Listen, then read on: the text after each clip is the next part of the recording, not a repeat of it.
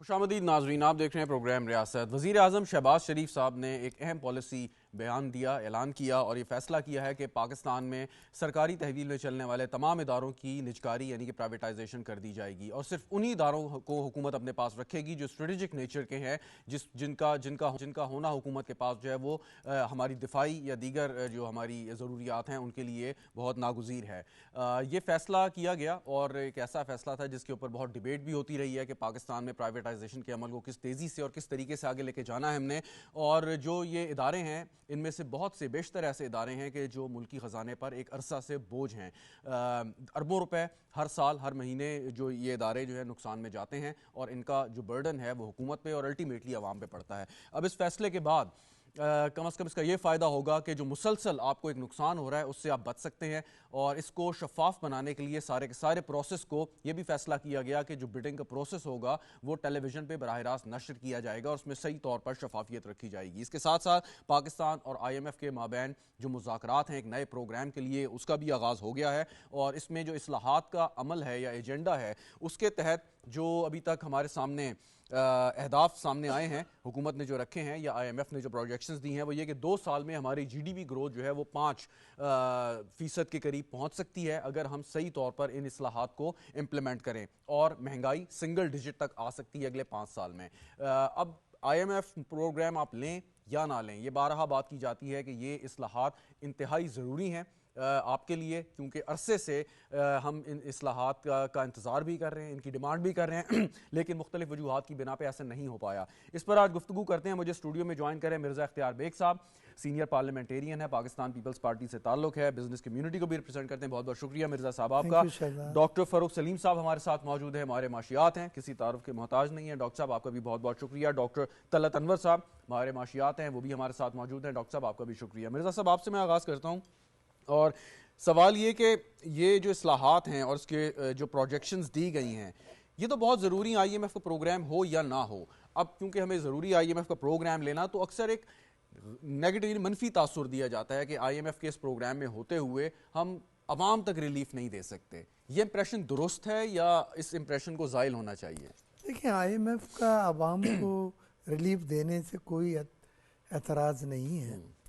IMF का main मकसद ये होता है कि आपके रेवेन्यू बढ़ें, आपके expenditures particularly non productive expenditures कम हो। आप सब्सिडी नहीं दे सकते अगर बारे में नहीं आ रहा है, आपकी इनकम करस्पॉन्ड नहीं कर रही। वो इदारे जो 500 अरब रुपए सालाना लॉस कर रहे हैं, जिसमें चिमनी से धुआं भी नहीं निकल रहा है, जो इसलिए है उनको बंद किया जाए बल्कि प्राइवेटाइज किया जाए। जो रिस्ट्रक्चर हो सकते हैं उसको रिस्ट्रक्चर किया जाए, जो पब्लिक प्राइवेट मैनेजमेंट में चलाए जा सकते हैं उनको वहाँ पे लेके जाया जाए। ये सब रिफॉर्म्स हैं। एनर्जी सेक्टर में वो कहते हैं सर्कुलर डेट ये एक्सेप्टेबल नहीं है, 5,500 अरब रुपये आप पहुँच गए हैं तो आप सब्सिडी दे रहे हैं, इसके माने आपको बिजली बढ़ानी पड़ेगी वो बार बार। तो वो बिजली बढ़ाने का जो IMF के नाम से आता है वो इस वजह से आता है कि आपका खसारा आप उनके सामने रख रहे हैं, सर्कुलर डेट उनके सामने रख रहे हैं। तो ये तमाम चीज़ें थी। आज जो प्राइवेटाइजेशन के बारे में खबर आई उस तरह से मुझे मुनफरद लगी है शहजाद जी। पहली तो ये है कि उसमें मुनाफे वाले इदारे भी उन्होंने कहा कि हम करेंगे, बिजनेस हमारा काम नहीं है करना, अब हमने करना ही नहीं है बिजनेस जी। तो loss making organisation as well as profit making organisation को भी हम उनके अच्छे पैसे मिलेंगे और बिजनेस कम्युनिटी का काम है कि वो बिजनेस करे, वो बिजनेस करे। दूसरी चीज उन्होंने, हम 4 की बात करते थे जो टॉप ऑफ द रेंज थी, जिनकी वजह से 500 अरब रुपए खसारा सालाना हो रहा था, जिसमें स्टील मिल, रेलवे, PIA और डिस्कोस थी जी। ये 4 की हम बात करते थे। लेकिन अब उन्होंने जो बात की है उसने सवाए स्ट्रेटेजिक मिल्स तमाम को उन्होंने कहा कि हम करेंगे जो हुकूमत के इदारे हैं। उसमें स्टेट लाइफ जो एक अच्छा प्रॉफिटेबल वेंचर है उसका भी उन्होंने कहा कि नहीं, हम इसकी भी निजकारी करेंगे। पीपल्स पार्टी का पॉइंट ऑफ व्यू निजकारी में जो हमारा एक थोड़ा सा बड़े वाज़ेह फॉर्म स्टैंड है, हम ये कहते हैं कि स्टाफ को निकालना, रिट्रेंचमेंट करना, ये हमारी पॉलिसी नहीं है। हम चूल्हा जलाने आते हैं, हम चूल्हा बुझाने नहीं आते, और वही ट्रेडिशन पे हम चलते आए हैं। वो ये कहते हैं कि अब नए टूल्स आ गए हैं और सिंध में कामयाब रहे। पब्लिक प्राइवेट पार्टनरशिप के बेशतर प्रोजेक्ट सिंध में हैं, थरकोल में हैं, जो बेहतरीन कामयाबी से गए, and they are example. Bilawal साहब कोट करते हैं कि जी बाकी सूबों को भी कि उसका रिप्लिका बनाएं आप और अपने यहाँ भी चलाएं, पंजाब में और KPK में और दूसरे सूबों में। तो कहने का मेरा मकसद ये है कि हालात बदलने के साथ साथ नए टूल्स, नए इक्विपमेंट आते हैं, उनको ट्राई करना चाहिए, और मकसद तो सिर्फ यह है कि जेब से ना जाए, जॉब्स ना जाएं तो सबसे अच्छा है। बिल्कुल सही। और अगर कहीं पे एक्सेसिव हैं तो उसके बहुत सारे फिर टूल्स होते हैं, गोल्डन हैंडशेक का होता है, बायर से भी बात हो जाती है, 5 साल तक नहीं निकाल सकते, 3 साल तक रिट्रेंचमेंट निकाल, ये सब चीज़ें आजकल चल रही हैं। तो मैं समझता हूँ प्राइवेटाइजेशन, रीस्ट्रक्चरिंग, ये बहुत यानी मिक्स एंड मैच आप कहते हैं होना चाहिए कि प्राइवेटाइजेशन अगर फुल करें तो उसके साथ पब्लिक प्राइवेट पार्टनरशिप के ऊपर भी गौर करें। ये पीपल्स पार्टी का जो पार्टनरशिप का एक सक्सेसफुल मॉडल है। बिलावल साहब ने कहा बाकी लोगों को, सूबों को भी उसको अडॉप्ट करना चाहिए। मैं भी स्ट्रांगली रिकमेंड करता हूँ इस आपके channel. Very right. Doctor Farooq Salim साहब, IMF के साथ जो मुज़ाकरात और उसके आगे जो सिचुएशन, उस पर बात करने से पहले, क्योंकि मिर्ज़ा साहब प्राइवेटाइजेशन पे गुफ्तगू शुरू की, तो यही पूछना चाहूँगा। जी, कॉलम भी आपका आया है कि ये असूली फैसला कि हुकूमत का काम नहीं है कारोबार करना, बल्कि एक ऐसी एनवायरनमेंट पैदा करना, एनेबलिंग एनवायरनमेंट जहाँ कारोबार हो और ज़्यादा से ज़्यादा टैक्स वसूल किया जा सके। आप क्या कहेंगे कि ये जो स्कूल ऑफ थॉट है, ये पाकिस्तान की एनवायरनमेंट में कितना कामयाब रहेगा? डॉक्टर साहब। ये पिछले 50 साल की पाकिस्तान की माशी या दुनिया भर बाकी जो डेवलपमेंट माशी तारीख अगर आप देख लें तो उसमें उसका एक नतीजा ये निकलता है कि अगर तो माशी फैसला साजी के ऊपर सियासी असर रसूख बहुत ज्यादा होगा या बालातर हो जाएगा, उसका नतीजा यही निकलेगा जो अभी हमें पाकिस्तान में नजर आ रहा है। अब यकीन जानिए कि पाकिस्तान का बुनियादी मसला जो है वो माशी नहीं है, वो सियासी है, और वो माशी फैसला साजी जो सियासत के असर रसूख में आके की जाती है, और उसके नतीजे में जो हमारे पास फिर डॉलर्स का भुगतान आ जाता है, दूसरे प्रॉब्लम्स आ जाते हैं, तो जबरदस्ती हमें मजबूरन हमें IMF के पास जाना पड़ता है। हमारी कनपट्टी पे कोई बंदूक रख के हमें जबरदस्ती जो है वो IMF के पास नहीं लेके जाते, हम अपनी गलतियों के नतीजे पे जाते हैं। ये पब्लिक प्राइवेट पार्टनरशिप जहां तक पाकिस्तान का ताल्लुक है, इसका कोई कॉन्सेप्ट नहीं है, कोई कामयाबी नहीं है, कोई बैकग्राउंड नहीं है। हमारी जो पब्लिक सेक्टर है वो इसमें क्या कहना चाह रहे हैं कि पब्लिक सेक्टर प्राइवेट सेक्टर के साथ पार्टनरशिप करे। भैया, पब्लिक सेक्टर जब भी प्राइवेट सेक्टर के साथ पार्टनरशिप करती है तो उसमें करप्शन के अलावा पाकिस्तान के अंदर और कुछ नहीं निकलता। ये इसमें कोई दो राय नहीं है कि हुकूमत को हुक्मरानी करनी है, बिजनेस नहीं करना। There is no such thing as a strategic investment. ये आपको अगर मैं याद दिलाऊं तो एक दफा अमेरिका में जब दूसरी जंग अजीम आ गई, शुरू हो गई थी, तो वहां पे जो घड़ी साज थे उन्होंने कहा था कि ये तो स्ट्रेटेजिक इंडस्ट्री है, इसको हुकूमत को चाहिए कि जाए, क्योंकि इससे टाइम बॉम्ब बनने हैं। तो आप दुनिया की हर चीज को स्ट्रेटेजिक इंडस्ट्री डिक्लेयर कर सकते हैं। देखिए, मामला ये है कि गंदुम में हुकूमत ने प्लानिंग की, जहां पे भी सेंट्रल प्लानिंग होती है, पाकिस्तान में नहीं दुनिया भर में, आप 1000 अरब रुपए का पाकिस्तानी फार्मर्स को नुकसान पहुंचा। उनकी फसल बिकनी थी 3.5-4 हजार अरब की, और 1000 अरब का हुकूमत की सेंट्रल प्लानिंग की वजह से उनको टीका लगा। तो बिजली का सारा सेक्टर वो सेंट्रली प्लान्ड है, वो हुकूमत ने प्लान किया है। उसको आप कह सकते हैं कि पब्लिक सेक्टर ने प्लान किया, प्राइवेट सेक्टर ने उसमें प्लांट लगाए और तबाही फिर गई। आज 3500 अरब का उसके अंदर गर्दिशी कर्जा खड़ा है। गैस सेंट्रल प्लानिंग, हुकूमत ने प्लानिंग की, हुकूमत $2-2.5 बिलियन की गैस कतर से सालाना खरीदती है, आधी कीमत पे पाकिस्तान के अंदर उसको बेच देती है और खसारा करके 3000 अरब पे पहुंचते हैं। देखिए, मामला पेचीदा बना के पेश किए जाते हैं, खास तौर पे माशी मामला पेचीदा नहीं है।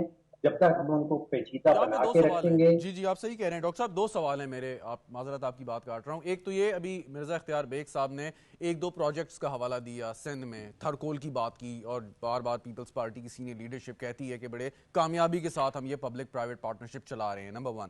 दूसरा, जो स्ट्रेटेजिक असासों की बात है, मिसाल के तौर पे जैसे PAF वाह फैक्ट्री है कि जहाँ पे आपकी असले की तैयारी होती है, कुछ ऐसी और ऑर्गेनाइजेशन होंगी जिनका नाम मैं नहीं लेता, तो उनको आप नहीं समझते कि हुकूमत की तहवील में रहना चाहिए कि जो वाकई आपके लिए ज़रूरी है कि वो स्टेट के कंट्रोल में रहें? डॉक्टर साहब। देखिए, वाकई एक्टिवली सिंध को आप उठा के देखेंगे तो 700 अरब रुपए का सालाना तरक्याती बजट उसका निकलता है, और वो 700 अरब रुपए का अगर आप हिसाब मांगेंगे, इसी सिंध के बड़े शहर को आप खुद से जाती तौर पे विजिट करके देख लीजिए, अगर वहां पे आपको वो 700 अरब रुपया कहीं नजर आ जाए। आप कराची और हैदराबाद और बड़े शहरों को तो छोड़ दें, यकीन जानिए मेरा जाना जिंदगी में पहली दफा जेकबाबाद तक हुआ, दाड़खाना तक हुआ, और जो कुछ उन शहरों में नजर आता है, जो अरबों रुपया तरक्याती बजट के ऊपर बजट के अंदर नजर आता है, अगर वो किसी एक साल भी उन शहरों के ऊपर खर्च कर दिया जाए तो उनकी शक्ल बदल सकती है।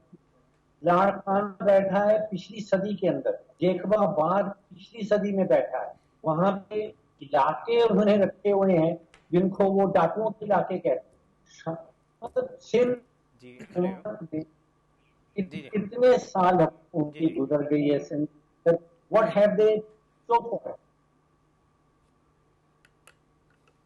जी डॉक्टर साहब, मैं वापस आपकी जानिब आता हूँ। डॉक्टर तलत अनवर साहब, ये जो प्राइवेटाइजेशन पे गुफ्तगू है, और जितना ठीक है, जब हमारी तहवील में थे, जब ये इदारे कायम हुए, पाकिस्तान स्टील मिल्स या Pakistan international airlines, Pakistan railway, उस वक्त मैनेजमेंट अच्छी होगी, गवर्नेंस अच्छी होगी, सियासी असर व रसूख कम होगा, जैसे डॉक्टर साहब अभी हवाला दे रहे थे। लेकिन अब क्योंकि ये इदारे नुकसान में हैं, चाहे वजह इसकी कोई भी हो, और फौरी तौर पर इसका एक ही हल नज़र आता है कि आप इसको प्राइवेट सेक्टर के हवाले दें। कैसे देखते हैं आप इस फैसले को, जो एक असूली फैसला किया गया कि हुकूमत ने कारोबार नहीं करना? डॉक्टर तलत अनवर साहब। जी शुक्रिया बहुत बहुत। उसूली तौर पे तो ये फैसला दुरुस्त है कि हुकूमत को कारोबार नहीं करना चाहिए, लेकिन जो दुनिया भर में आप देखें अप्रोचेज रही हैं, और वो यही रही हैं कि पहले जो है लॉस मेकिंग इंटरप्राइजेज जो है ना उनको प्राइवेटाइज किया जाता है, और अगर जो प्रॉफिट दे रहे हैं इदारे उनको प्राइवेटाइज करते हैं तो फिर वो प्रॉफिट भी चला जाता है और कोई गवर्नमेंट को एज सच फ़ायदा नहीं होता है। तो आप ईस्टर्न यूरोप की भी मिसाल देखें तो वहाँ भी यही था कि जो लॉसेस जो है ना, लॉसेस यानी profit has been privatise while the losses have been nationalise, यानी कि जो लॉस मेकिंग इदारे हैं उनको नेशनलाइजेशन में रखा गया काफ़ी सारे इदारों को, और जो प्रॉफिट मेकिंग डॉक्टर थे तलत साहब, एक सवाल तो है यहाँ पे, सॉरी एक सवाल पूछ लूँ जी आपसे, जी कि जैसे PIA जी या जी रेलवे या स्टील मिल की मिसाल देती जाती है, किसी ज़माने में वो प्रॉफिट में थे, लेकिन जिन वजूहत की बिना पे वो लॉस में चले गए हैं, बड़े ह्यूज लॉसेस में हैं। सो क्या हम इंतज़ार करें कि हमारा ये सियासी असर रसूख रहे और फिर ये जो प्रॉफिट में इदारे हैं वो भी नुकसान में चले जाएं, या बेहतर है कि आप इसको एक प्रीमियम प्राइस पे एक अच्छे वक्त में उस वक्त आप इसको बेच दें कि जब आप इसकी अच्छी एक कीमत हासिल कर सकते हैं? जी, ये तो कई सालों से लॉसेस दे रहे हैं, तो इनको तो फौरी तौर पे प्राइवेटाइज करना चाहिए, और जब तक ये प्राइवेटाइज नहीं होंगे ये एक्सचेकर पे एक बर्डन रहेगा, और हर साल हंड्रेड्स ऑफ बिलियन जो है ना वो 700 to 800 बिलियन का बोझ बनते हैं और बजट खसारे को भी बढ़ाते हैं। तो इसलिए ज़रूरी है कि जो लॉस मेकिंग इंटरप्राइजेज हैं उनको, डिस्कोज हैं, PIA है, स्टील मिल है, रेलवे है, इनको प्राइवेटाइज करना चाहिए। लेकिन जैसा कि इख्तियार बेग साहब ने भी कहा कि कई इदारे हैं जैसे स्टेट लाइफ इंश्योरेंस है और इस तरह के कई और इदारे हैं जो कि प्रॉफिट दे रहे हैं, अरबों रुपए के प्रॉफिट दे रहे हैं, तो उनको प्राइवेटाइज करने का मतलब है कि आप अपने प्रॉफिट भी जो है ना प्राइवेट सेक्टर को दे रहे हैं। तो वैसे ही गवर्नमेंट जहाँ भी जाती है वो प्रॉफिट होता ही नहीं उसका, और अगर वो कहीं पर अगर चले, प्रॉफिट हो भी रहा है ठीक, उस प्रॉफिट को भी आप प्राइवेट सेक्टर को दे देंगे तो गवर्नमेंट के पास क्या बचेगा। वेरी तो राइट। अप्रोच हमारी ऐसी होनी चाहिए कि हम जो लॉस मेकिंग है उनको पहली प्रायोरिटी ये ठीक, होनी चाहिए कि लॉस मेकिंग को करें। جی بالکل صحیح. شیخ صلاح الدین صاحب نے بھی میں جوائن کیا ہے, متحدہ قومی موومنٹ کے رہنما. بہت بہت شکریہ شیخ صاحب پروگرام میں شرکت کرنے کا. گفتگو پرائیویٹائزیشن پہ ہو رہی ہے. مرزا اختیار بیگ صاحب تشریف رکھتے ہیں میرے ساتھ, اور ابھی وہ ذکر کر رہے تھے کہ پاکستان پیپلز پارٹی کا جو ایک پلان یا پالیسی رہی ہے جس کی بنا پہ وہ پبلک پرائیویٹ پارٹنرشپ امپلیمنٹ انہوں نے کی ہے, اور اس کی وجہ سے کئی ایسے ادارے ہیں کہ جو وینچرز ہیں جو پروفٹ میں جا رہے ہیں. تھر کول کی مثال لی. اب گورنمنٹ نے ایک فیصلہ کیا, فیڈرل گورنمنٹ نے, کہ ہم نے تمام اداروں کی نجکاری کرنی ہے چاہے وہ پروفٹ میں ہو یا لاس میں ہو. ایم کیو ایم پارٹنر ہے. آپ اس فیصلے میں سیاسی طور پہ حکومت کے ساتھ کھڑے ہوں گے, کیونکہ یہ ایک ایسا فیصلہ ہے جس میں سیاسی یعنی کہ پولیٹیکل کنسنسس بھی بہت ضروری ہوگا. شیخ صاحب.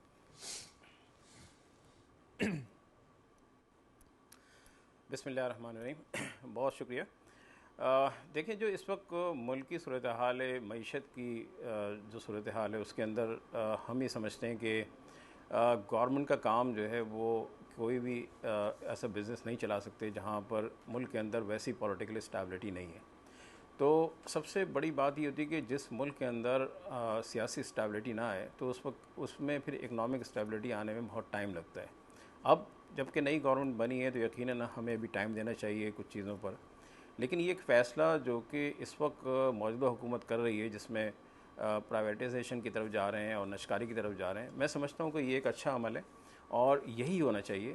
یہ اتنا انتظار نہیں کرنا چاہیے تھا. پریویس ہمیں جو ماضی میں بھی جو ہے وہ بہت خسارے کا سامنا کرنا پڑا, بلکہ ہمیں بجٹ میں سے, جو پارلیمنٹ کے بجٹ میں سے جو ہمیں جو ایک الوکیشن کی جاتی تھی, اس الوکیشن میں اچھا خاصا پیسہ جو ہے وہ ان اداروں کو جا رہا تھا. جیسے آپ نے پی آئی اے کا ذکر کیا, اسٹیل مل کا ذکر کیا. تو میں سمجھتا ہوں کہ اب وقت آ گیا ہے کہ ان کو آپ جو ہے وہ نجکاری کی طرف لے جائیں. اور یہ بالکل صحیح ہے کہ اس وقت موجودہ صورتحال کے اندر نجکاری ہونی چاہیے. یہ آؤٹ سورسز کے جو سلسلہ ہوتا ہے اس سے دنیا بھر کے اندر ہم یہ دیکھتے ہیں کہ جو کمپٹیشنز بھی آ رہے ہیں, اور دنیا بھر کے اندر جو جتنے بھی اس قسم کے ادارے ہیں وہ وہ پرائیویٹ ہی ادارے چلا رہے ہوتے ہیں, حکومت نہیں چلا رہی ہوتی. حکومت کام جو ہے اس طرح کے معاملات کو چلانا یا بزنس کرنا یا کاروبار کرنا, میں سمجھتا ہوں کاروبار نہیں کر سکتی حکومت. اور ہم اگر اس میں جو ہے اس وقت بھی یقیناً ہمارے مہمانوں میں بھی بہت سارے انالسٹ بھی بیٹھے ہوں گے اور تجزیہ کار بھی ہیں جو معیشت میں ان کو ایک بڑا عبور حاصل ہے, کمانڈ ہے. اور وہ ایک جو اس وقت ہماری صورتحال ہے, کیونکہ اب بجٹ آنے والا ہے اور بجٹ کے سلسلے میں تیاری بھی چل رہی ہے, تو اس وقت جو خسارے والی جو چیزیں ہیں میں سمجھتا ہوں کہ اس کو ہمیں اوائڈ کرنا چاہیے. اور یقیناً اس وقت آئی ایم ایف اور دیگر ادارے بھی اس چیزوں کو مانیٹر کر رہے ہیں, اور ہم یہ سمجھتے ہیں کہ یہ فوری طور پر عمل درآمد ہو کے جو ہے ایسے فیصلے کی جائیں جو ملک کے لیے اور عوام کے لیے بہتر ہو. کچھ ایڈ کرنا چاہ رہے تھے مرزا صاحب؟ میں یہ کہہ رہا تھا کہ یہ ایک پالیسی ہے, یہ خسارے والے پہلے یا پروفٹ والے بعد والی بات نہیں ہے. اب حکومت نے کہا کہ جی بزنس کرنا حکومت کا کام نہیں ہے, تو بزنس کمیونٹی تو ہمیشہ سے سپورٹ کرتی ہے کو, جس کو ساجے آپ اس کو دیں, پہلی چیز. دوسری, یہ ادارے لاس میں کیوں ہو جاتے ہیں؟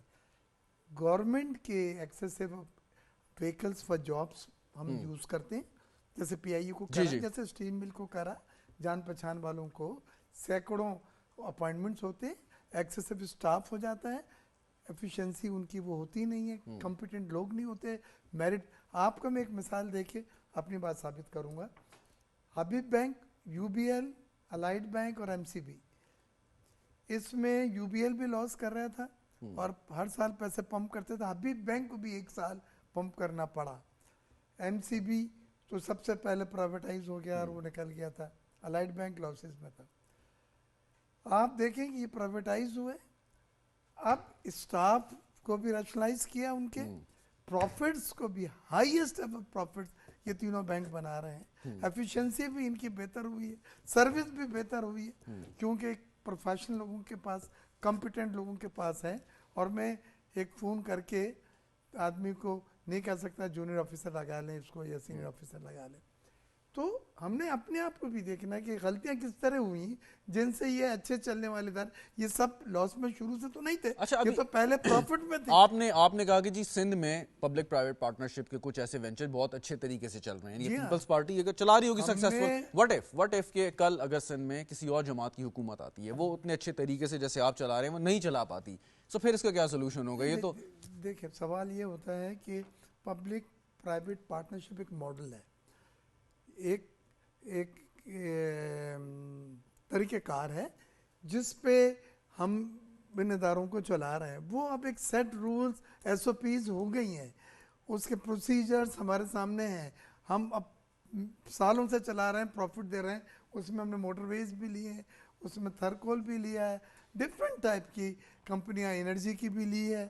اور ہم نے اس کو اس کے ایس او پی پہ جو ہم نے بڑی ریسرچ کر کے بنائی تھی, وزٹس ہوئی تھیں. واصف صاحب اس میں جو سیکرٹری انڈسٹریز ہوتے تھے, بہت انہوں نے باہر کی وزٹ کی. تو یہ ہم نے بنایا. اب آپ اس سے فائدہ اٹھائیں. یہ ضروری نہیں ہے کہ ویل خود ہی انوینٹ کریں. آپ جس نے انوینٹ کرا ہوا ہے اور وہ صحیح چل رہا ہے, اس ماڈل کو ریپلیکا کیا جا سکتا ہے. تو میں یہ سمجھتا ہوں کہ ہمیں بزنس مینوں کو, پرائیویٹ سیکٹر کو ذمہ داریاں دیں. They are capable. اور وہ اس کو 3 بینکوں کی میری مثال ہے آپ کے سامنے, U B L, Habib Bank, M C B, Allied Bank. تو اب وہ دیکھیں پی آئی اے کی نجکاری کی صورت میں تو ایک آپ کو ذمہ داری دینے کی کوشش کر رہے ہیں نا, تو پاکستانی جو بزنس کمیونٹی ہے وہ کیوں نہیں آتے پی آئی اے کو خرید؟ پی آئی اے والوں نے بھی, پرائیویٹ سیکٹر نے فارم لیے, میں نام نہیں لوں گا, 2 کے نام میں جانتا ہوں. صحیح ہے نا. تو یہ بات نہیں ہے کہ نہیں لیے, انہوں نے لیے. پی آئی اے کا ماڈل جو پہلے آفر کرتے تھے, بنی بنائی ایک کمپنی ہے جی, اس کو لیو اٹ اور ٹیک اٹ, ایسا نہیں ہوتا.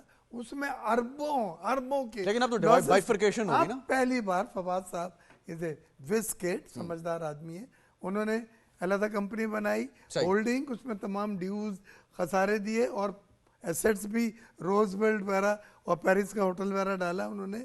اور اس میں انہوں نے صاف کرا اس کو, تاکہ ایک انویسٹر کا کانفیڈنس اس میں آئے. یہ سب چیزیں کرنی پڑتی ہیں آپ کو, کچھ پری ریکویزٹس ہیں ایگزیکٹلی سکسیسفل اس کو چلانے کے لیے. ڈاکٹر فاروق سلیم صاحب, ابھی 3 بینکس کی مثال دی مرزا اختیار بیگ صاحب نے, تو ایک سوال تو میں ضرور پوچھنا چاہوں گا کہ پرائیویٹ سیکٹر میں آنے کے بعد آخر ایسا کیا ہوا کہ یہ ادارے جو نقصان میں جا رہے تھے یا جا سکتے تھے وہ پروفٹ میں آ گئے, اور اب ایک ریمارکیبل پروفٹ یہ کما رہے ہیں پرائیویٹائز ہونے کے بعد. اور دوسرا ایک کنسرن ہمیشہ رہتا ہے کہ جب بھی پرائیویٹائزیشن ہوگی تو جو لوگ وہاں کام کر رہے ہیں ان کی جاب سیکیورٹی جو ہے وہ خطرے میں پڑ جائے گی, یعنی لوگوں کو فارغ کر دیا جائے گا. ایک میتھ ہے, اس کے بارے میں بھی چاہوں گا تھوڑا سا ایڈریس کر دیں آپ ڈاکٹر صاحب.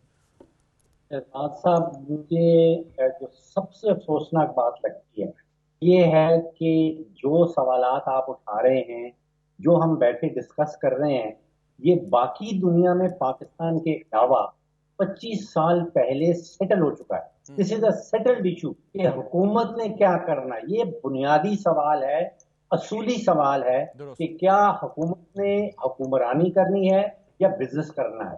یہ سوال نہیں ہے کہ پروفٹ والا بزنس کرنا ہے, نقصان والا بزنس نہیں کرنا. جب تک وہ پروفٹ والا بزنس نقصان میں نہیں چلا جائے گا اس کو پرائیویٹائز نہیں کریں گے. یہ سوال نہیں ہے. سوال سمپل ہے, حکومت نے کاروبار کرنا ہے یا حکمرانی کرنی ہے, پہلا. اور اس کا جواب پاکستان کے علاوہ, ابھی ایسٹرن یورپ کا بھی ذکر کیا گیا, 25 سال پہلے سیٹل ہو گیا. چین جیسے ملک میں 1970s کے اندر جب دینگ زیاؤپن آیا تھا, اس نے سب کچھ ڈی ریگولیٹ کر دیا. گندم کی پرائس اور گندم کے فارمرز کو بھی کنٹرول کر دیا تھا 1970s میں, چائنا جیسے ملک.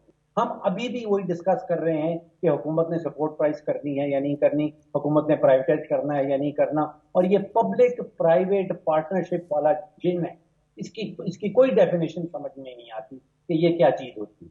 یہ آدھا تیتر آدھا بٹیر, مطلب حکومت نے بزنس بھی کرنا ہے لیکن کرنا بھی وہ پرائیویٹ سیکٹر کے ساتھ ہے. انڈیا میں 2014 میں آپ نکال کے دیکھ لیجئے, planning commission was shut down. جتنا نقصان حکومتی ادارے معیشت کو پہنچاتے ہیں, جتنا نقصان سینٹرل پلاننگ, دیکھیے ہمارے ہاں ابھی تک ڈائریکٹریٹ جنرل آف ایگریکلچر بیٹھے ہیں اور وہ آپ کو بتاتے ہیں کہ کتنی گندم بنانی ہے, وہ آپ کو بتاتے ہیں کہ کتنی گندم کی سپورٹ پرائس کرنی ہے. اگر تھوڑا سا 30 سیکنڈ مجھے دیں, میں آپ کو ایک بڑی انٹرسٹنگ کہانی بتاؤں. ایک حکومتی ادارہ ہے, پیسکو کہلاتا ہے, اس میں سندھ کی ابھی بات کی گئی تھی. اس میں سندھ میں ایک گودام میں کوئی 5 لاکھ ٹن گندم سٹور کر رکھی, اور جب وہ گندم کی بوریاں کھلی تھیں تو اس میں سے کچھ بھی نہیں نکلا, مٹی نکلی. اور بتایا یہ گیا کہ چوہے کھا گئے ہیں گندم. یہ جو پبلک پرائیویٹ پارٹنرشپ والا بٹیر والا معاملہ ہے, یہ چوہوں کی کہانی ہے. میں نے حساب یہ لگایا کہ 5 لاکھ ٹن ایک چوہا جو ہے وہ 2 سے 3 گرام سے زیادہ گندم روزانہ کی نہیں کھا سکتا. اگر آپ نے 5 لاکھ ٹن گندم چوہوں نے کھانی ہے تو اس کا مطلب یہ ہوگا کہ آپ کو 2.5 کروڑ چوہے چاہیے جو اگلے 5 سال کچھ بھی نہ کریں اور صرف گندم کھاتے رہیں. یہ سندھ کی کہانی ہے. اچھا، coming back to my question doctor صاحب، جو میں نے سوال کیا کہ وہ ادارے جو سرکاری تحویل میں تھے، نقصان میں تھے، جب وہ پرائیویٹ سیکٹر میں آئے تو کیا وجہ ہوئی؟ ایسے کیا اقدامات کیے انہوں نے کہ وہ پروفٹ میں چلے گئے؟ دیکھیے معاملہ یہ ہے کہ اگر کوئی ادارہ پبلک سیکٹر میں ہے اور نقصان کر رہا ہے تو اس میں نقصان پاکستانی ٹیکس پیئر کا ہوگا، آپ کا اور میری جیب سے پیسہ جا رہا ہے.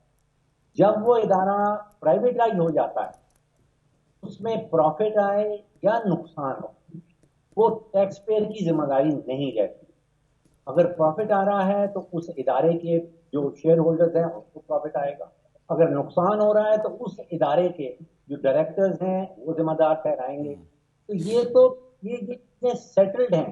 اس کی وجہ ڈھونڈنا، اب آپ معیشت میں جانے والے ابھی انہوں نے بتایا کہ وہ ایفیشنسی فیکٹرز ہیں.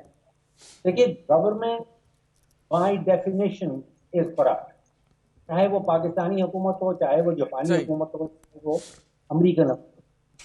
تو وہ کہتے ہیں less the government better it would be for the country. آپ نے چھوٹی حکومت کرنی ہے، کاروبار نہیں کرنا، صرف حکمرانی کرنی. ٹھیک، بالکل صحیح. ڈاکٹر طلعت انور صاحب، اب یہ پرائیویٹائزیشن کا جو عمل ہے آج سے نہیں، 2 بلکہ اس سے بھی زیادہ دہائیاں گزر گئیں جب سے یہ چل رہا ہے، اور مختلف اوقات میں مطلب یہ کچھ رکاوٹوں کا بھی شکار ہوا. یہ پروسیس اتنا سلو کیوں ہوتا ہے؟ کہ کیا وجہ ہے کہ اس میں حکومت کی تبدیلی آڑے آ جاتی ہے؟ ماضی میں کچھ عدلیہ کے بھی فیصلے تھے جن کی وجہ سے کچھ اداروں کی پرائیویٹائزیشن رک گئی. اس پہ تھوڑا سا روشنی ڈالیے گا کہ یہ کتنی تیزی سے ہونا چاہیے تاکہ، اور شفافیت بھی برقرار رہے اس میں. ڈاکٹر طلعت انور صاحب. جی شکریہ بہت بہت. اصل میں جو پرائیویٹائزیشن کئی بار گورنمنٹ نے اٹیمپٹ کی ہے، پچھلی گورنمنٹ نے بھی کی ہے، اور اس سے پہلے جو ہے ہر گورنمنٹ کے یعنی سنس 2007 ان کے ایجنڈا پہ رہا ہے، لیکن پرائیویٹائزیشن ہو نہیں سکی ہے. اس کی وجہ یہ ہی ہے، پولیٹیکل انٹرسٹ ہے. پولیٹیکل پارٹیز ہیں وہ کہتی ہیں کہ امپلائیز کو لے آف نہ کیا جائے. پہلے اسٹیل مل کی پرائیویٹائزیشن شروع ہوئی تھی تو پولیٹیکل پارٹیز نے شور مچایا کہ جی آپ جو نا امپلائیز کو لے آف نہ کریں. ہڑتالیں ہو گئی، پی آئی اے میں بھی ہڑتالیں ہو گئی. تو یہ ریزنز ہیں کہ جس کی وجہ سے پرائیویٹائز نہیں ہو سکے یہ ادارے، ورنہ یہ کافی پہلے ہو جاتے. تو یہ مطلب ایک پرنسپل اس پہ ایگری کرنا چاہیے کہ جی جو لاس میکنگ ہے وہ تو پہلی فرصت میں ایز سون ایز پاسبل جو ہے نا پرائیویٹائز کر دیے جائیں. ورنہ پھر یہ ہوگا کہ یعنی دیکھیں نا، کوئی باہر سے کے ملکوں سے آ کے تو ایکسٹرا امپلائیز نہیں بھرتی کیا جاتے. یہ ہماری پولیٹیکل پارٹیز ہیں، ان کے دور میں ہی انٹروینشن ہوتی ہے اور وہ اپنے لوگ بھرتی کرتے ہیں، چاہے وہ پی آئی اے ہو، چاہے وہ اسٹیل مل ہو، چاہے وہ پاکستان ریلوے ہو. تو انہی کے جو یعنی اس اپروچ کی وجہ سے کہ اپنے لوگوں کو جاب دینے کے لیے وہ اوور برڈن کر دیتے ہیں اور وہ لاس میں چلے جاتے ہیں. اور پھر یہی بات ہے نا کہ جو پرائیویٹائز جو ادارہ پبلک سیکٹر میں ہوتا ہے تو اس کے جو ہے نا ہر آدمی جو ہے نا بیوروکریسی ہے یا دوسرے لوگ ہیں جو انوالو ہیں، پارٹیسپینٹ ہیں، وہ بے دردی سے اس کا استعمال کرتے ہیں. اگر یہی ادارہ پرائیویٹ سیکٹر میں ہوگا تو ہر چیز کی اچھی دیکھ بھال ہوگی، مینجمنٹ اچھی ہوگی، اور وہ اس کو پرافٹ میں لانے کی کوشش کریں گے کیونکہ وہ پرائیویٹ انویسٹمنٹ ہے، پرائیویٹ اسٹیک ہے. تو پبلک سیکٹر کو ان پرنسپل میں ایگری کرتا ہوں کہ انٹروین نہیں کرنا چاہیے، لیکن اپروچ یہ ہونی چاہیے کہ پہلے جو ہے نا پرائیویٹائز جو ہے ادارے یعنی لاس میکنگ انٹرپرائز ان کو پہلے کیا جائے، تو پروفٹ میں ان کو اسٹیج پہ کیا جائے. اور اس وقت میرے خیال 89 کے قریب جو ہے نا کمپنیز ہیں جو گورنمنٹ کے پاس ہے، اس میں سے 39 کی لسٹ دی ہے منسٹری آف فائنانس نے گورنمنٹ کو. تو اس میں ڈیٹیل نہیں ہے کہ کون کون سی کمپنیز دی گئی ہیں، لیکن آئی ایم شیور کہ جو لاس میکنگ ہے وہ پہلی لسٹ پہ ہے تو ان کو کیا جائے گا. شیخ صلاح الدین صاحب، ابھی بات ہوئی تھی کہ جب پرائیویٹائزیشن ہوتی ہے کسی بھی ادارے میں یا کرنے لگتے ہیں تو اس میں یقیناً یہ پرابلمز آتی ہیں، وہاں کی یونینز بھی پرابلم کریٹ کرتی ہیں، سیاسی جماعتوں کا بھی ایک اپنا اس میں انٹرسٹ ہوتا ہے. تو اس کے لیے ضروری ہے کہ سیاسی جماعتیں اس میں ایک متفق ہوں، کیونکہ یہ 5 سال کے اندر تو تمام ادارے آپ پرائیویٹائز نہیں کر سکتے, الیکشن ہوں گے, ہو سکتا ہے کوئی نئی حکومت آئے, کسی نئی جماعت کی حکومت آئے. تو جیسے ڈاکٹر فروخ سلیم صاحب بات کر رہے تھے کہ 25 سال سے زیادہ کا عرصہ ہوا, یہ کویسچن جو ہے سیٹل ہو چکا ہے دنیا بھر میں. تو پاکستان میں سیاسی جماعتیں بھی اس چیز پر متفق ہو سکتی ہیں, نہیں ہو سکتی کہ حکومت کسی کی بھی آئے گی, کم از کم پرائیویٹائزیشن کی پالیسی آپ کی کانسٹنٹ رہے گی؟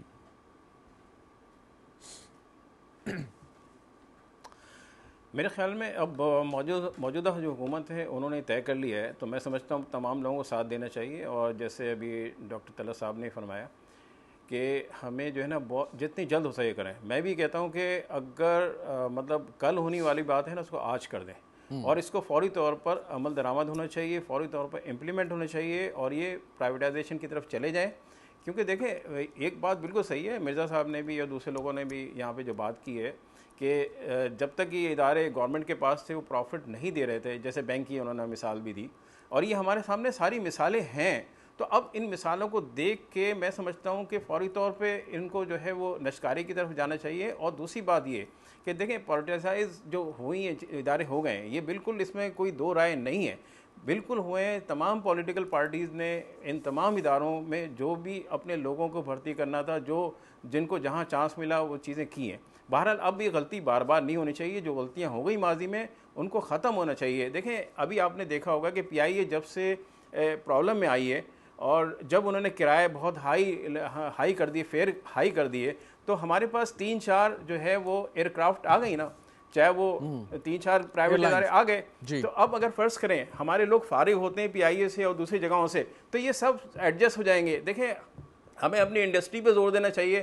ہم اب لوگوں کو جو ہے جو جس وہ کاروباری طبقہ ہے, بزنس مین ہیں, ان کو امپاور کریں, ان کو بلائیں اور ان سے ساری چیزیں کرائیں. دیکھیں یہ تمام ملکوں کے اندر یہی ہوتا ہے کہ جو مین آپ کی جو کہتے ہیں نا ریڑھ کی ہڈی, وہ آپ کے کاروباری لوگ ہیں. وہ کاروباری لوگ بہت اچھی طریقے سے چیزیں کر سکتے ہیں. ابھی بھی اگر ان کو تھوڑا سا امپاور کیا جائے, ان کو اسپیس دیا جائے کہ یہ تو کچھ ادارے ان کو اتنا تنگ کرتے ہیں کہ یہ اپنا بزنس کا کاروبار نہیں کر سکتے, تو ان کو جو ہے ان کی سنی جائے, ان تمام لوگوں کو بٹھا کے. کیونکہ چاہے وہ آپ کے اداروں کے ٹیکسز کے بارے میں ایف بی آر ہے اور دوسرے ٹیکسیشن والے ادارے ہیں, وہ کام نہیں کرنے دے رہے ہیں, انڈسٹری کو نہیں کرنے دے رہے. آپ انڈسٹری لگائیں گے, آپ کے جو ہے روزگار کے مواقع ملیں گے, اور روزگار جتنی ہوگی. دیکھیں بیسیکلی جو پرابلم آ رہی ہے وہ کیا آ رہی ہے کہ ہم روزگار ہی مہیا نہیں کر پا رہے ہیں. ہم وہ طریقے جو ہیں ایک دنیا کے اندر کاروباری طریقے ہوتے ہیں, اس طریقے میں جو لوگ کام کرتے ہیں ان کے ماڈیول ہیں ہمارے پاس.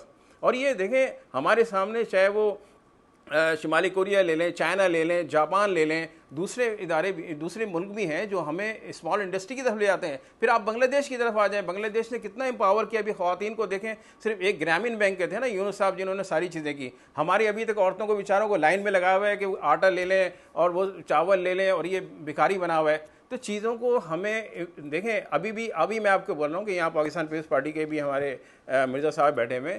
دیکھیں میں ایک بات کہتا ہوں کہ ہم جو ہے اس وقت جب میں ایوان میں تھا اس وقت مجھے یاد ہے 2008 کی بات ہے کہ پہلی مرتبہ جب بے نظیر انکم سپورٹ پروگرام آیا تھا تو 40 ارب روپے تھے, 40 بلین. اب وہ جو ہے آپ کے 480 بلین ہو گیا, آج 480 بلین دے رہے ہیں. آپ اس سے اگر انڈسٹری کریں, بنائیں, سب کریں, لوگوں کو بھکاری مت بنائیں, لوگوں کو اس طرح آسانیاں نہیں کہ بلکہ ان کو کاموں پہ لگائیں. اب ہم یہی چیز ہم جو انڈسٹری میں سرو کر لیں یہی آئٹم, تو میں سمجھتا ہوں کہ اگر یہ بجٹ ہمارا انڈسٹریز میں لگ جائے, اسمال انڈسٹری میں لگ جائے, جہاں پر جس طرح گرامین بینک میں کیا تھا کہ عورتوں کو امپاور کیا گیا, تو ہم کیوں نہیں لگاتے ہیں, ہم کیوں لوگوں کو اس طرح پیسے بانٹ رہے ہیں. تو میں نے کہا نا 40 ارب سے لے کے 480 ارب, اب 480 ارب روپے کا لاسٹ بجٹ ہے ان کا بے نظیر. بالکل آپ کی جماعت کا یہ موقع بھی آیا کہ اس کو سپورٹ کے بجائے انکم جنریشن پروگرام بے انتہا راستے ہیں. جی, انکم سپورٹ کے بجائے انکم جنریشن پروگرام کی طرف لے کے جائے. اس پہ کچھ کہنا چاہیں گے مرزا صاحب؟ پہ سوال کروں. دیکھیں میں آپ کو بتلاؤں کہ خالی آپ پیسے نہ دیں, ڈونٹ ڈول آؤٹ منی, بلکہ ان کو مطلب ایسے قرضے دے سکتے ہیں یا کوئی ایسی مدد کر سکتے ہیں جو کاروبار کریں. جنرل عام لوگوں کو نہیں پیسے دیے جا رہے, یہ اس نیچ کو دیے جا رہے ہیں جو بالکل جن کے پاس یعنی فاقہ پہ ہیں, جسے اگر یہ نہیں ملے تو فاقہ ہے. اور یہ ورلڈ بینک نے, آئی ایم ایف نے اور دنیا کے چند اور ادارے ہیں جنہوں نے ان کو ویل ریسرچ کر کے one of the most successful social welfare کا پروگرام قرار دیا ہے. تو گراس روٹ تک ڈائریکٹ فائنینشیل ہیلپ جو ہے وہ اس سے اچھا اور ٹرانسپیرنٹ کوئی پروگرام نہیں ٹھیک ہوا ہے. صحیح. اچھا اب آئی ایم ایف کے ساتھ ہم مذاکرات میں ہیں. آئی ایم ایف کہتا ہے کہ جی آپ اپنے جو ٹیکس محصولات ہیں اس کو بڑھائیں, اس میں اضافہ کریں. اب دو صورتیں ہوتی ہیں کہ آپ یا تو ٹیکس پیئرس کی تعداد کو بڑھا دیں یا پھر آپ جو ٹیکس کی شرح ہے اس کو آپ بڑھا دیں کہ جو آلریڈی ٹیکس دے رہے ہیں وہ زیادہ ٹیکس دیں. آپ کے خیال میں آسان کام کون سا ہے اور بہتر کام کون سا ہے؟ دیکھیں, شرح بڑھانا اور ایگزسٹنگ ٹیکس پیئر پہ ہی مزید ٹیکس لگانا is a failed model. Indirect taxes import کیا یا سم پہ 100 روپے دیے, اس نے 30 روپے کاٹ لیے, 70 کا کریڈٹ دے دیا, 30 ود ہولڈنگ ٹیکس. یہ سب فیل ماڈل ہے. ایٹ سورس جو لے رہے ہیں اس کو انڈائریکٹ ٹیکسز کہتے ہیں. دنیا میں ڈائریکٹ ٹیکسز کی طرف جا رہے ہیں. میں سمجھتا ہوں کامیاب ماڈل وہ یہ ہے کہ وہ لوگ جو ٹیکس نیٹ میں نہیں ہیں نئے لوگوں کو ٹیکس نیٹ میں لائے. 3 سیکٹر آئیڈینٹیفائی کیے گئے ہیں, ریئل اسٹیٹ ہے, ریٹیل ہے اور ایگریکلچر ہے. اور واقع میں دوسرے ایک میں بڑی اچھی آپ کو فگر دوں گا, اس سے پوری بات کلیئر ہو جائے گی. ایگریکلچر کا ہماری اکانومی میں حصہ ہے 20%, ٹیکس پیمنٹ میں 1.6%. انڈسٹری کا ہماری معاشت میں انڈسٹری کا حصہ بھی 20% ہے, تقریباً 21%. اس سے ٹیکس لیا جا رہا ہے 68%. اور برڈن آخری چیز سروس سیکٹر کا 60% ہے ٹیکس, ملکی معاشت میں حصہ ٹیکس دے رہا ہے وہ 28%. تو یہ جو مختلف سیکٹرز ہیں معاشت میں وہ ریشنل اپنے حصے کا ٹیکس نہیں پے کر رہے. پہلے تو آپ یہ انشور کریں کہ جس سیکٹر کا جتنا حصہ ہے اکانومی میں ٹیکس بھی وہ اتنا ہی حصہ دے. صحیح ہے نا. جیسے ایگریکلچر کم از کم 20% دے کیونکہ 20% اکانومی میں حصہ ہے. سروس سیکٹر 60% دے. انڈسٹری اگر 20% ہے چلے آپ نے 30-35 کر لی, بٹ 68% کمپیٹیٹیونیس ختم کر رہی ہے آپ کی انڈسٹری کی. اور ڈائریکٹ ٹیکسز پہ آپ جائیں, انڈائریکٹ از ایبسلیٹ فیل ماڈل, اس کو ختم کریں. نئے ٹیکس پیئر کو ٹیکس نیٹ میں لے کر آئیں. ٹیکس بیس 9% پہ ہم اٹکے ہوئے ہیں. ہمارے خطے میں جو دوسرے ممالک ہیں 15 اور 16% پہ. آئی ایم ایف نے کہا ہے 4 سال میں آپ نے 15-16% پہ جانا ہے. 1.5% ہر سال آپ کو تقریباً بڑھانا ہوگا tax to G D P ratio, اور اس کے بعد آپ کا سری لنکا کی طرح 15% tax to G D P ratio ہو جائے گا. صحیح. ڈاکٹر فاروق سلیم صاحب ایگری کرتے ہیں آپ کے جیسے مرزا اختیار بیگ صاحب بات کر رہے تھے کہ obviously ریشنلائزیشن تو ہونی چاہیے, لیکن انڈسٹریل سیکٹر اتنا ٹیکس دے رہا ہے کہ ایگریکلچر سیکٹر نہیں دے رہا, اور ایسا ہے تو کیا پرابلمز ہیں کہ کیوں ہم ریشنلائز نہیں کر پائے ابھی تک اس چیز کو؟ رضا صاحب 193 ممالک ہیں یونائٹڈ نیشن کے ممبر, اس میں سے صرف ایک ملک ایسا ہے جس کی قیادت یہ کہتی ہے کہ ہمارے شہری جو ہیں وہ ٹیکس چور ہیں, اور وہ پاکستان ہے. میں نے یہ نعرہ کسی اور ملک کی سیاسی قیادت سے نہیں سنا. ٹیکس کا فوکس غلط ہے پاکستان کے اندر. دیکھیے آج سے 11 سال پرانا بجٹ نکال کے دیکھ لیجئے, اس میں حکومت کا ٹیکس کا ہدف تھا 1500 ارب, اور جو اس سال کا بجٹ ہے جو اناؤنس کیا گیا ہے اس میں 9400 ارب اکٹھا کیا ہے حکومت نے. تو ٹیکس تو پاکستان کے اندر بے تحاشا تیزی سے بڑھا ہے. پاکستان کے اندر ہر بچہ, بوڑھا, مرد اور عورت ٹیکس دیتا ہے. انڈائریکٹ ٹیکس کا بھی ذکر کیا گیا. کوئی بھی پاکستانی ٹیکس نیٹ سے باہر نہیں ہے. وہ پاکستانی ٹیکس نیٹ سے باہر ہو سکتا ہے جس کے گھر بجلی کا بل نہ لگا ہو, جو پیٹرول نہ خریدتا ہو, جو کھانے پینے کی چیزیں نہ خریدتا ہو, جو گیس نہ خریدتا ہو, جو جس کے پاس موبائل نہ ہو, جس کے پاس سم کارڈ نہ ہو. ایسا کوئی پاکستانی آپ کو نہیں ملے گا. فوکس ہونا چاہیے حکومتی اخراجات کے اوپر. مجھے ایک بڑا تضاد نظر آتا ہے. ہم پہلے فیز میں شروع کرتے ہیں کہ ٹیکس نیٹ بڑھاؤ اور ٹیکس بڑھاؤ.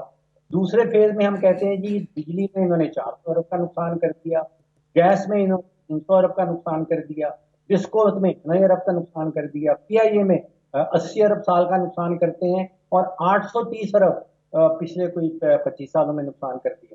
تو سوال یہ اٹھتا ہے کہ کیا جو ہم ٹیکس بڑھائیں گے وہ ان نقصانات کے لیے بڑھانا ہے؟ نہیں, آپ درست کہہ رہے ہیں کہ ان نقصانات کے لیے تو یقیناً نہیں بڑھانا. اپنے آپ کو اس مشکل حالات سے نکالنے کے لیے وہ کرنا ہے. لیکن پھر اگین میں بات وہی کروں گا کہ اگر واقعی کوئی سیکٹر آپ کا ٹیکس نہیں دے رہا, اگر ریئل اسٹیٹ کی طرف انہوں نے اشارہ کیا, زراعت کی طرف انہوں نے اشارہ کیا, ریٹیل سیکٹر کی طرف کہا, اور اس دن بھی وزیر خزانہ صاحب نے کہا کہ کہ صرف ابھی تک ملک میں 10,000 سے بھی کم ایسے پوائنٹ آف سیلز ہم نے بنائے ہیں کہ جہاں سے آپ یہ آئیڈینٹیفائی کر سکتے ہیں, ٹریک کر سکتے ہیں. پھر رکاوٹ کہاں آتی ہے کہ آپ کو معلوم ہے کہ کہاں کہاں پرابلم ہے, آپ اس کو ریکٹیفائی کر سکتے ہیں, ٹھیک کر سکتے ہیں, لیکن پھر بھی نہیں کرتے؟ پرابلم کہاں آتی ہے ڈاکٹر صاحب؟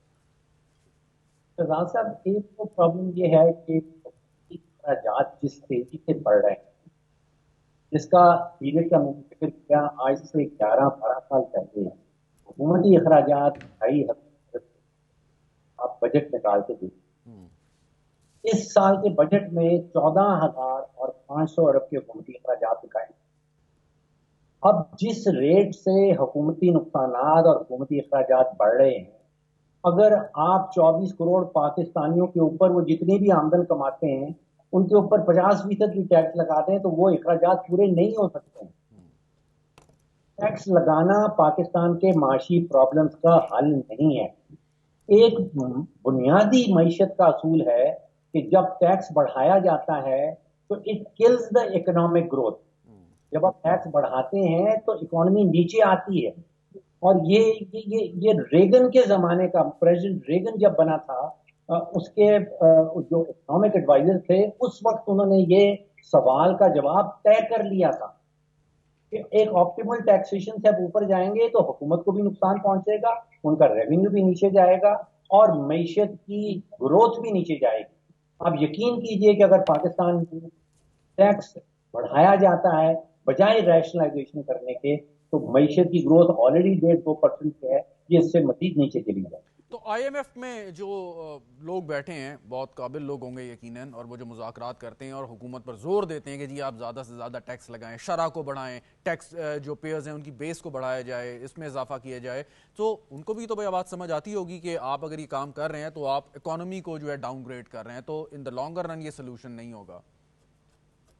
شہزاد صاحب, یہ جو عالمی مالیاتی ادارے ہیں یہ اپنے آرٹیکلز آف ایگریمنٹ کے تحت چلتے ہیں. ان کے آرٹیکلز چھپے ہوئے ہیں, ان کی ویب سائٹس پہ لگے ہوئے ہیں, اور ان کے ممبران نے جو وہ ایک آرٹیکل لکھتے ہیں اس کے مطابق ان کے گولز. ان کا گول یہ نہیں ہے کہ کسی ملک کی معیشت کو تندرست و توانا کرنا. آئی ایم ایف کی 78 سالہ تاریخ گواہ ہے کہ ان کے پاس ایک سنگل سکسیس سٹوری بھی نہیں ہے. اس کا مطلب یہ نہیں ہے کہ آئی ایم ایف ہمیں جو کچھ بھی کہتا جائے گا اس کے اوپر اگر آپ عمل درآمد کرتے جائیں گے تو جس اکنامک ایمرجنسی روپ میں ہم بیٹھے ہیں ہم وہاں سے نکل آئیں گے. یہ فیصلہ سازی ہمارے اپنے سیاسی قیادت نے کرنی ہے, ہماری اپنی معاشی قیادت نے کرنی ہے.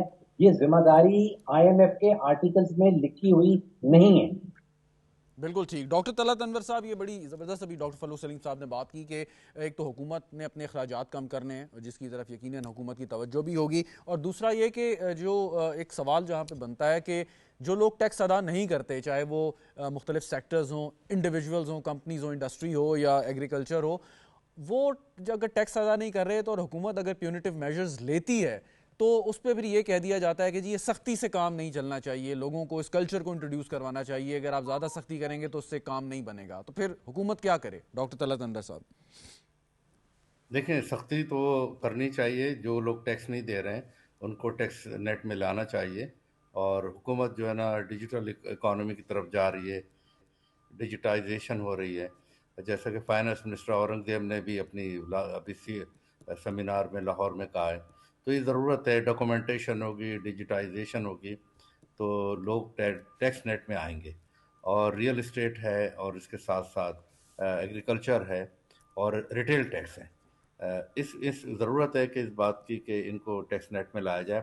اور آلریڈی جو ٹیکس پیئر ہیں وہ جو دے رہے ہیں, کیونکہ ابھی تو آئی ایم ایف نے جو سوچا ہے اور جو باتیں ہو رہی ہیں وہ یہی کہ ٹیکس سلیب جو ہے نا ان کو مرج کر دیا جائے. یعنی پہلے جو اپ ٹو 60 ملین جو لوگ ٹیکس دیتے تھے جس ریٹ سے, وہ 6 ملین یعنی 60 لاکھ تک کی آمدنی والے جو ٹیکس دیتے تھے, اب وہ 20 لاکھ والے بھی اس نیٹ میں آ جائیں گے. تو جو 20 لاکھ کی سالانہ آمدنی ہوگی ان پہ بھی ہائر ریٹ آف ٹیکسز لگیں گے. تو آلریڈی جب ہائر ریٹ آف ٹیکسز لگیں گے تو ان کی جو ڈسپوزیبل انکم ہے وہ کم ہو جائے گی. اور گورنمنٹ سروینٹ آلریڈی جو ہے نا, آپ دیکھیں کہ پچھلے 2 سال سے انفلیشن بہت ہائی ہے. پچھلے سال 38% تھا, ابھی 20% آ گیا ہے. تو یہ آلموسٹ تقریباً آپ دیکھیں کہ 60-70% انفلیشن ہو چکا ہے. تو یہ تنخواہیں بڑھنی چاہیے, اور تنخواہیں بڑھانے کے ساتھ ساتھ اگر آپ ٹیکس ریٹ بھی بڑھا دیں گے, سلیب بھی بڑھا دیں گے, یعنی اس کے ایگزمپشن ختم کر دیں گے, تو پھر جو ہے نا ٹیکس برڈن میں لوگوں پہ اضافہ ہوگا سیلریڈ کلاس میں. تو گورنمنٹ کو دوسرے جو ٹیکس نیٹ میں جو نہیں ہے ان کو لانا چاہیے پہلے, جو فار ایگزامپل جو ریٹیل اور ریئل اسٹیٹ ہے اور ایگریکلچر ٹیکس ہے, نہ جائے کہ آپ گورنمنٹ سرونٹ کو برڈن کریں. شیخ صلاح الدین صاحب, آخری سوال آپ سے کہ آپ حکومت کا حصہ ہیں اور حکومت سے لوگوں کی, عوام کی یہی ہمیشہ سے خواہش ہوتی ہے, ایکسپیکٹیشنز ہوتی ہے کہ ان کو ہر دفعہ زیادہ سے زیادہ ریلیف دے, لیکن اس دفعہ جو بجٹ ہے اس میں یقیناً کچھ مشکل فیصلے بھی ہمیں نظر آ رہے ہیں جو آپ کو کرنے پڑیں گے. اس کے لیے یہ کڑوی گولی جو عوام نے لینی ہے, آپ سمجھتے ہیں کہ اس کے لیے کوئی ایک آپ راہ ہموار کریں گے, لوگوں کو بتائیں گے کہ بھئی یہ بہت ضروری ہے اس وقت اس ملک کے لیے, جو سچویشن ہے ہماری, ہم اس وقت ریلیف دینے کی پوزیشن میں نہیں ہیں؟ شیخ صاحب. جی سر, کوئکلی سر, پھر مرزا صاحب سے لاسٹ کمنٹ. شہزاد صاحب دیکھیں, ایک تو ہاں شہزاد صاحب, جی شیخ صاحب آپ جاری رکھیے. ہاں شہزاد صاحب, ایک تو یہ ہے کہ دیکھیں اس وقت جو گفتگو جو گفتگو ہو رہی ہے اس میں سمجھتا ہوں, دیکھیں ٹیکس نیٹ میں بالکل لے کے آئیں اب تمام جتنے بھی ہمارے لوگ ہیں جو نہیں دے رہے ہیں, جو آلریڈی مطلب اس میں ٹیکس نیٹ میں نہیں ہے, یہ اپنی جگہ پہ. لیکن دیکھیں اس وقت جو ہمیں کیا سوچنا ہے اور کیسے کرنا ہے, دیکھیں میری سجیشن یہ ہے اس وقت کہ میں سمجھتا ہوں کہ آپ انڈائریکٹ اور ڈائریکٹ اتنے ٹیکسز لے چکے ہیں عوام سے, اور اتنے لے رہے ہیں کہ عوام کو تو عوام کی چیخیں نکل رہی ہیں. ہمیں یہ کرنا چاہیے اس وقت کہ عوام کو انسینٹیو دینا چاہیے. آپ انسینٹیو دیں, یہ ٹیکس خود بخود دیں گے, آپ دیں ان کو انسینٹیو. آفٹر 60 ایئرس اولڈ آپ ان کو پینشن دیں, آپ بہت ساری چیزیں کر سکتے ہیں. آپ اگر اصلاحات کریں تو ایسی اصلاحات کریں جو آپ کو آٹومیٹک خود بخود وہ ٹیکس نیٹ میں آئے. ویری رائٹ, بالکل. ہم جو صرف ٹیکس لینے کی باتیں کرتے ہیں, وقت پروگرام کا محدود ہے شیخ صاحب, لیکن آپ کی بات ریکارڈ پہ آ گئی. کوئکلی جی, لاسٹ 15 سیکنڈز ہے, میرا صاحب ختم کر لیجیے. یہ تو بالکل انسینٹیو دیں, لیکن سسٹم کو ذرا سمپلیفائڈ کریں. فارم جو ہے اس کو 1 پیجر رکھیں. جب کنسل کے پاس جانا پڑتا ہے 50,000 روپے کے ریٹرن فائل کرائے گا, وہ بھاگ جائے گا. تو ایک پروسیس کو سمپلیفائی کرنا ہے, بالکل, تاکہ عام آدمی بھی اس میں کوئی ایک بار پرابلم نہ ٹیکس نیٹ میں وہ آ گیا, پھر آپ لال فارم بنا دیں بعد میں, جو بھی کر دیں. بٹ میں یہ سمجھتا ہوں کہ ہمیں ٹیکس کلچر بھی پروموٹ کرنا ہے, اور جو لوگ ٹیکس میں آ رہے ہیں ان کو نظر آئے کہ پہلے سے فائدہ کیا ملا. بہت شکریہ مرزا اختیار بیگ صاحب, ڈاکٹر طلعت انور صاحب, ڈاکٹر فاروق سلیم صاحب, شیخ صلاح الدین صاحب ہمارے ساتھ موجود تھے. ناظرین پروگرام دیکھنے کا شکریہ, اجازت دیجیے, خدا حافظ.